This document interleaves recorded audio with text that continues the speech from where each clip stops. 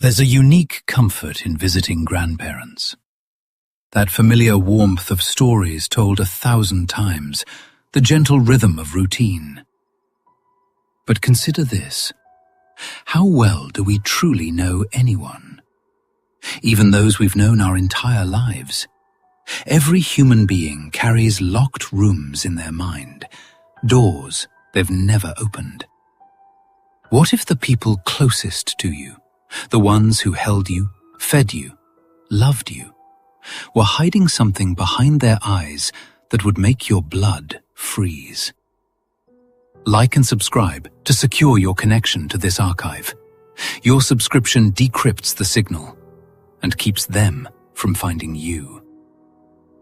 Today's file comes from a retirement home in New Jersey, a grandson's final visit, and a warning about what lurks behind a smile you've trusted your whole life.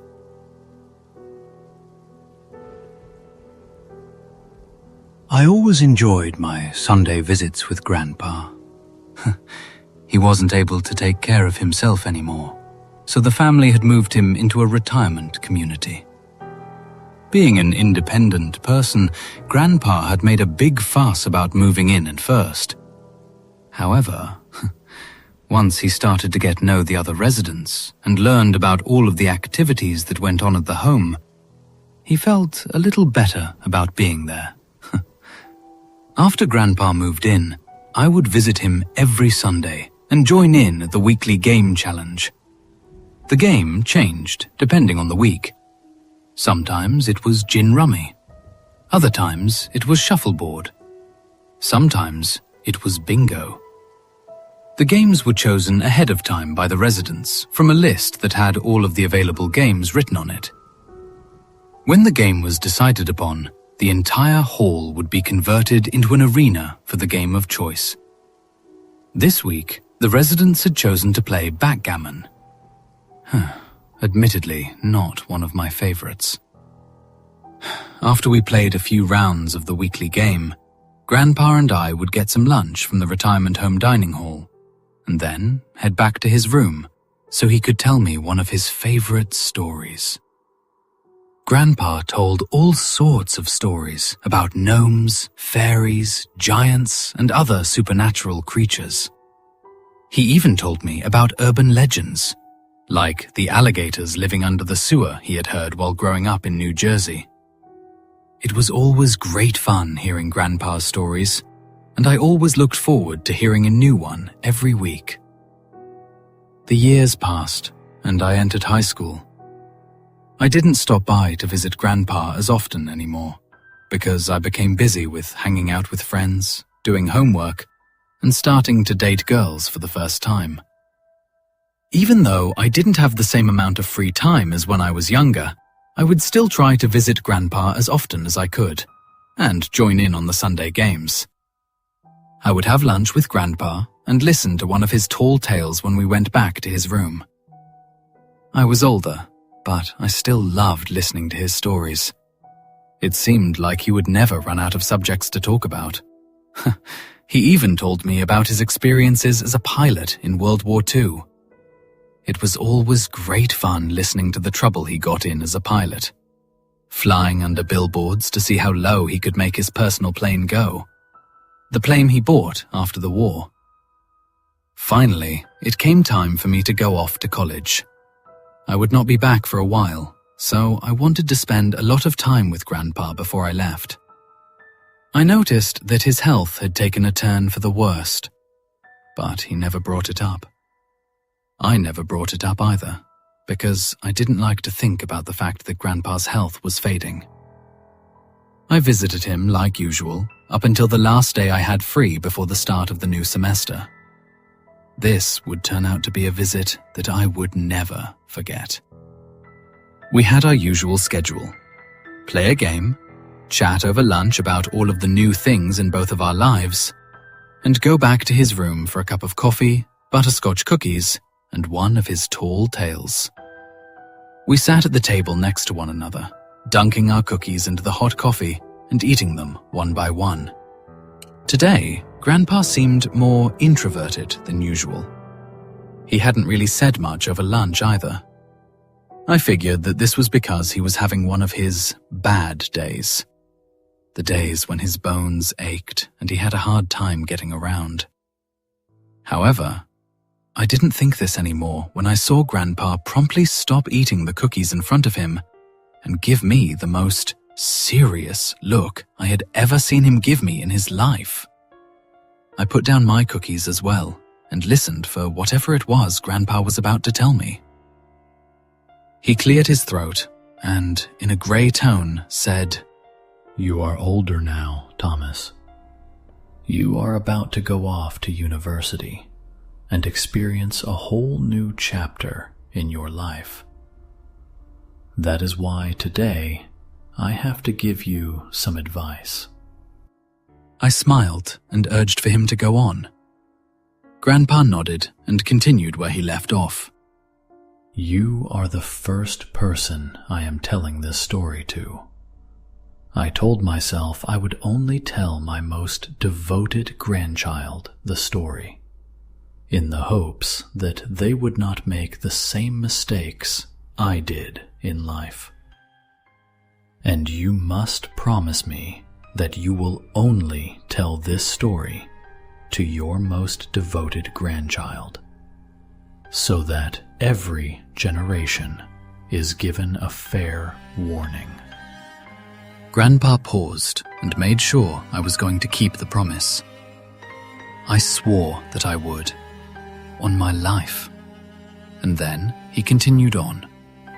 "You know about your grandmother, don't you? You were only 5 or so when she passed away."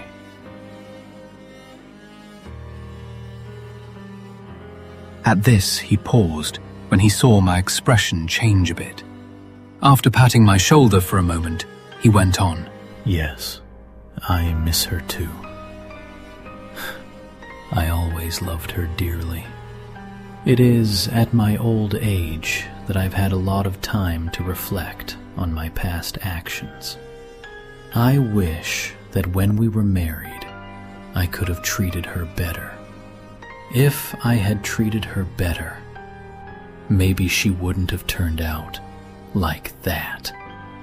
I was taken aback a bit by his statement. What do you mean?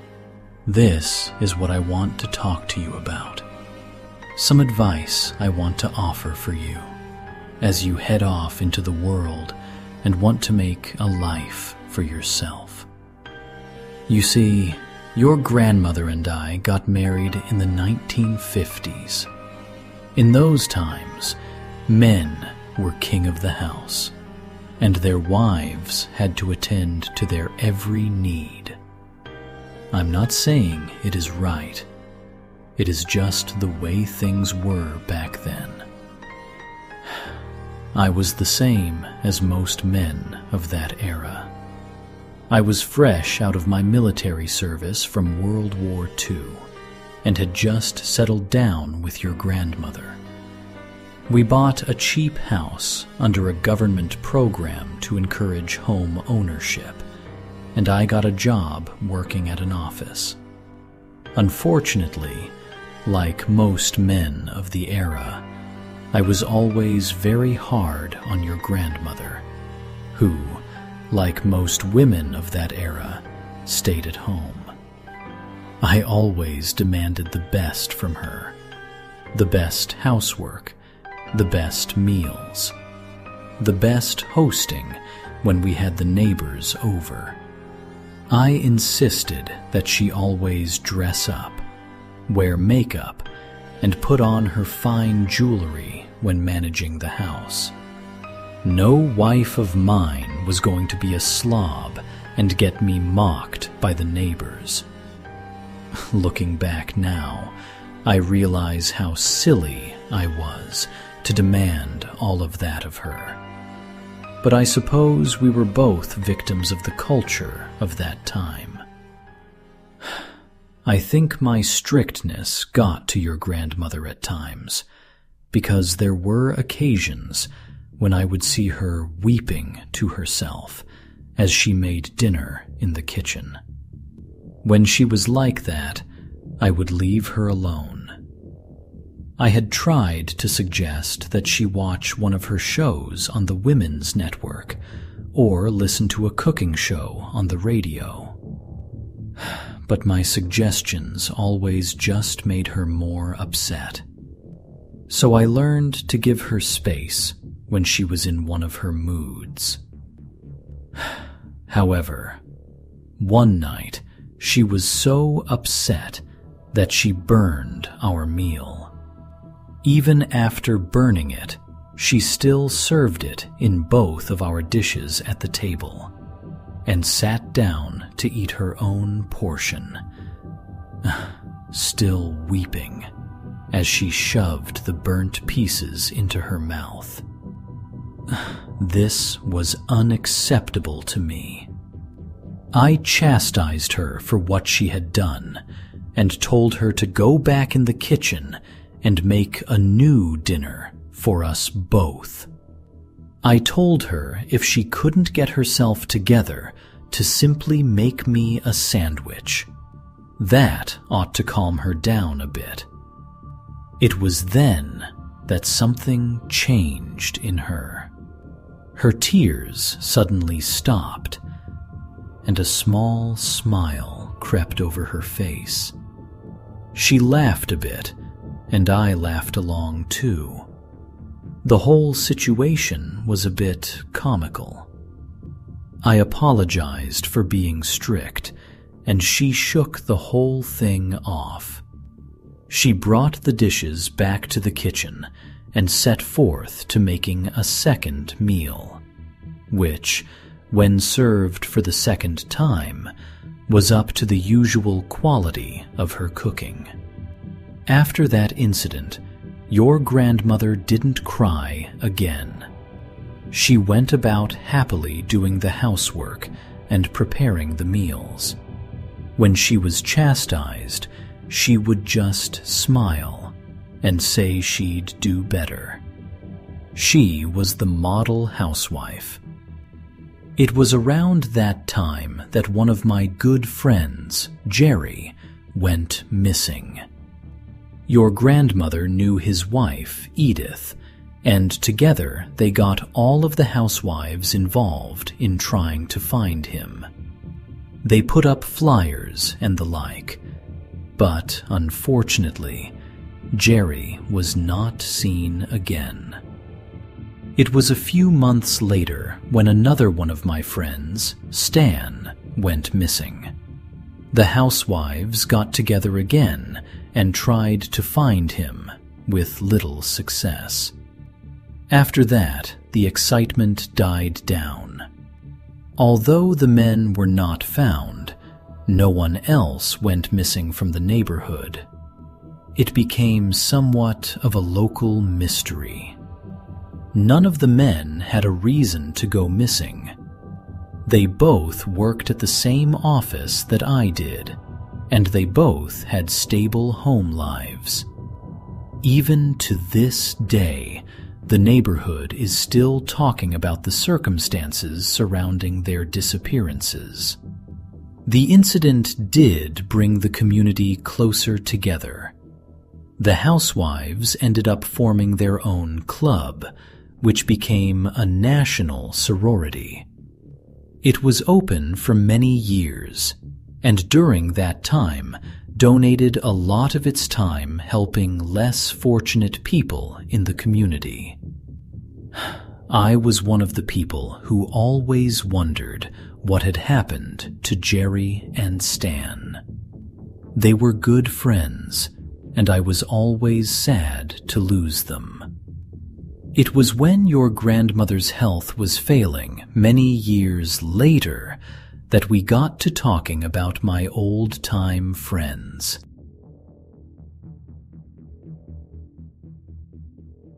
Here my grandfather paused, as if the subject was hard to talk about. But when he saw my concerned expression, he continued on. Don't worry about me, lad. I'll be okay.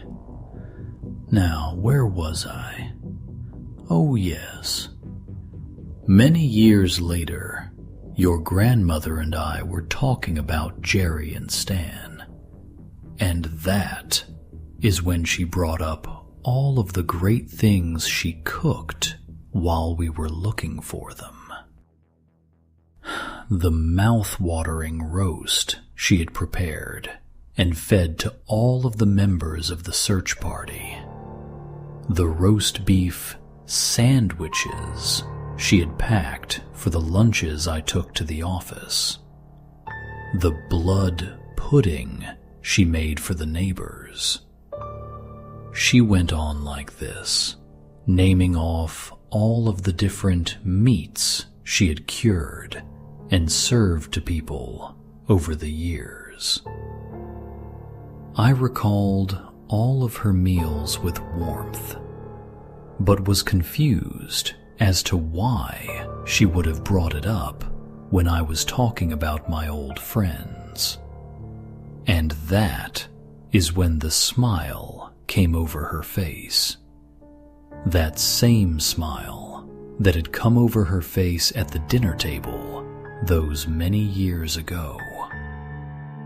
An unsettling kind of grin that seemed to reach in and tug at my very soul. "They've already been cooked, dear," she said in a crackling, uneven tone. I felt myself retch a bit at the thought of consuming the terrible thing that I had. Your grandmother just chuckled and continued on. "I cooked them along with all of the people you complained about at your job. Remember how you complained about Stan and Jerry getting promoted before you? I took care of that, did I not? I made sure the supervisors who were bullying you moved away. Of course, they didn't really go anywhere other than my cooking pot. I always made sure to cook a perfect meal out of all of the naysayers, just for you." Grandpa stopped his tale to retch a bit, and I stared at him with my mouth open. I could feel the color draining from my face. At this point, I was visibly shaking. When he got a hold of himself, he continued on. "Shortly after, your grandmother told me that she passed away peacefully in her sleep. That same creepy smile was painted on her lips when I found her. After her funeral came and went, her last words haunted me. I wanted to know more. I started reading through her old journals, and I learned that the women's club she had formed, the Jersey White Hat Club, had a very dark practice that they put into place. Should any man give them a hard time, it was not above them to punish him in any way possible. They outlined all of the ways they could punish their significant others, boyfriends, or other troublesome men in their lives. There were recipes for poisons, instructions on how to psychologically torture people. There were so many dark things I read in those journals that I don't even want to repeat them. But one of their most twisted games was taking a friend of the troublesome men in their lives and serving it to him in the form of food. They had all sorts of recipes about cooking and preparing human beings. Those journals were some of the most horrible things I have ever read in my life. I would have burned them all if I didn't have to turn them into the police station for evidence. That's what I did instead. The police read the journals over in complete disbelief.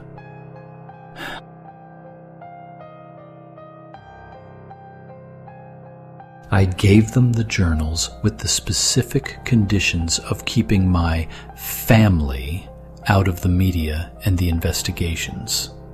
I told them that was the only way I would hand over the evidence. Since I knew the head of the local police station, he pulled some strings and focused much of the investigation on the living members of the sorority, like your grandmother's best friend, Edith. They investigated the local Jersey White Hat Club and brought in all of the current members for questioning. Our family sat on the sidelines watching the whole thing in disbelief. As you know, Edith had been one of our close family friends for years.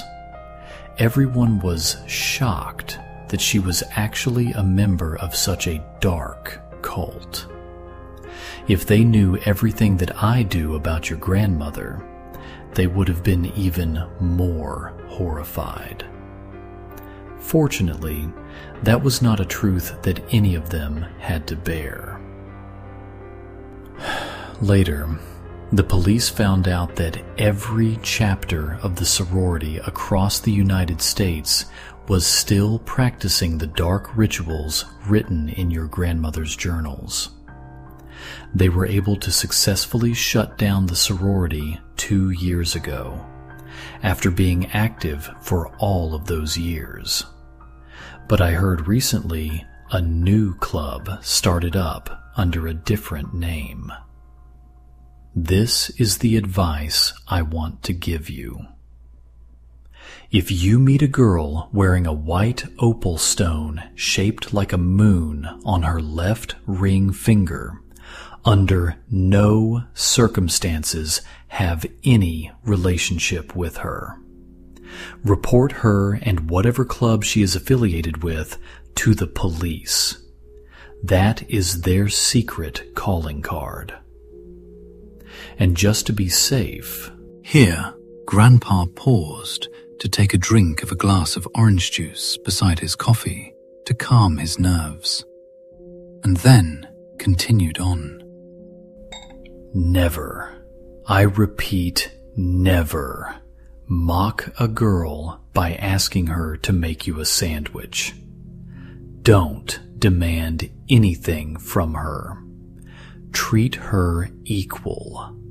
Let her do as she pleases.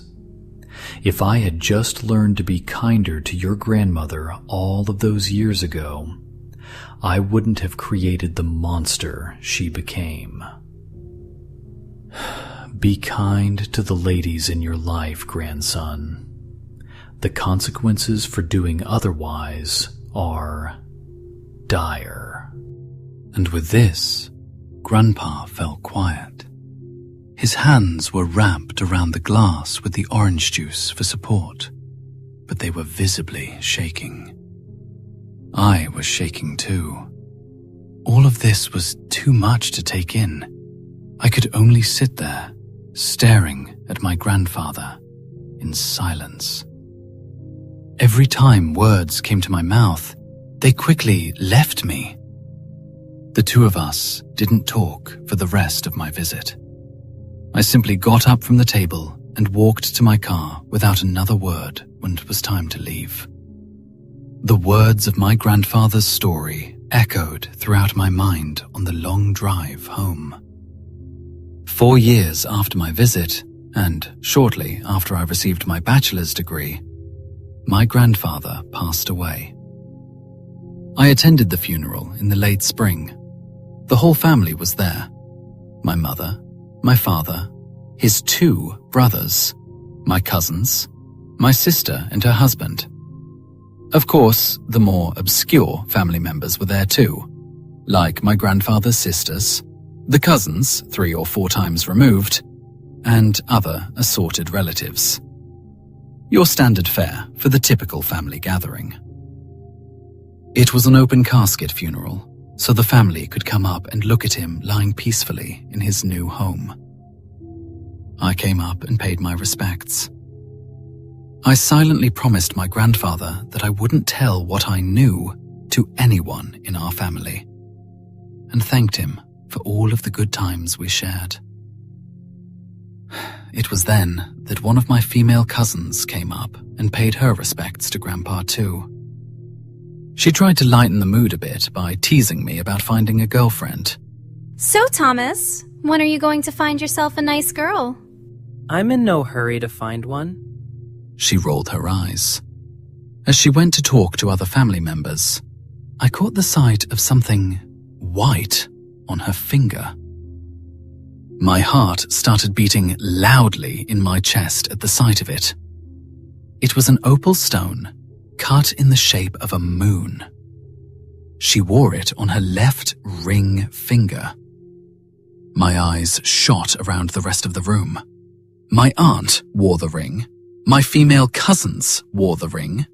My grandfather's sisters wore it as well. Even my mother wore it. My head started spinning as I realized that all of the female members of the family wore the same ring.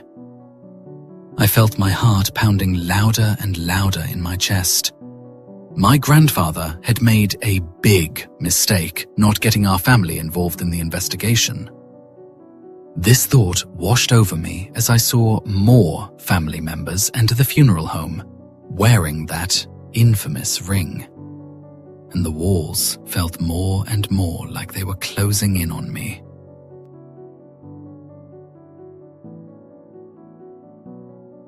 Thomas sat surrounded by the women who loved him, fed him, raised him.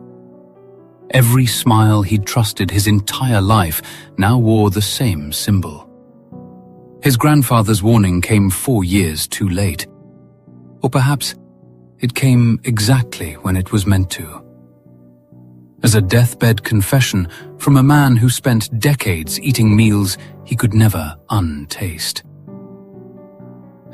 If you were Thomas, staring at your mother's hand and seeing that moon-shaped opal, what would you do next? Thank you for maintaining connection to the archive today. The file remains decrypted as long as you stay subscribed. Click the next recording on your screen to continue the investigation into the things hiding in plain sight. Keep your history clear.